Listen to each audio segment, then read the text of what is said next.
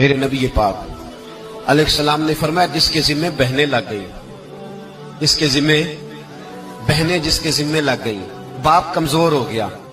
یا باپ انتقال کر گیا، جس کے ذمے بہنوں کی ڈیوٹی لگ گئی، محبوب فرمانے لگے اس نے 3 بہنوں کی اچھی پرورش کی، اچھا ادب سکھایا اور عزت کے ساتھ رخصت کر دیا، یا 2 بہنیں اس کے ذمے لگی، اس نے آداب سکھائے،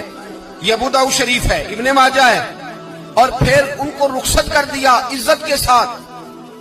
پھر ایک مقام پہ فرمایا چلو 1 بہن ہی اس کے ذمہ لگی تھی، اس نے ادب سکھائے، آداب سکھائے، عزت سے رخصت کیا، حضور کیا ملے گا؟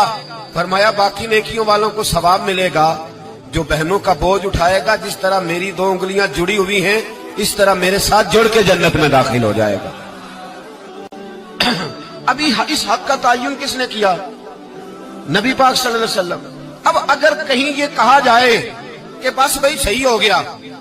تمہارا کیا کام ہے، تمہاری کوئی ذمہ داری ہے، تم نے کوئی ٹھیکہ اٹھایا ہوا ہے، تم کوئی زیادہ سیانے ہو، تم کوئی زیادہ سمجھدار ہو، تو اسے کہا جائے گا ذرا ٹھہر جا، اس طرح کی بات نہ کر، یہ وہ حق ہے جو میرے مصطفیٰ نے بیان فرمایا ہے۔ جہاں بیوی کے حقوق بیان فرمائے وہاں میرے نبی پاک نے بہن کے حقوق بھی بیان فرمائے۔ دیکھیے نا، جناب ام ہانی حضرت علی کی سگی ہمشیرہ تھی،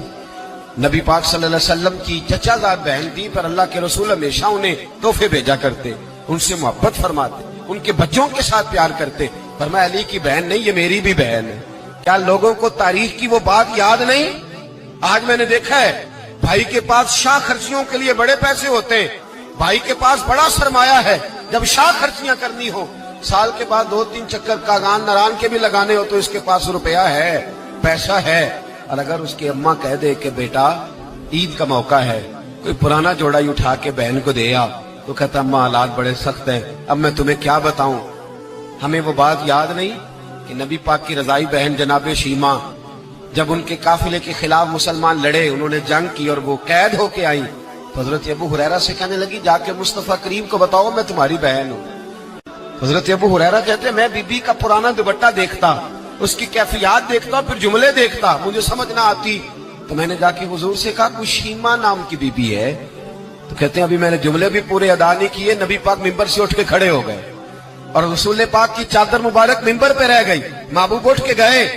اور پھر جناب شیمہ کو گھر لے گئے اور پھر فرمایا عائشہ کو بلاؤ، فاطمہ کو بلاؤ، سودا اور حفصہ کو بلاؤ، ان سب سے کہو آؤ دیکھو میری بہن میرے گھر میں آئی۔ یہ رشتوں کا احساس، یہ رشتوں کی کیفیات، یہ درد، یہ سوز، یہ حضور نے ہمیں تعین کر کے دیا، یہ نبی پاک علیہ السلام نے ہمیں بتا کر کے دیا ہے۔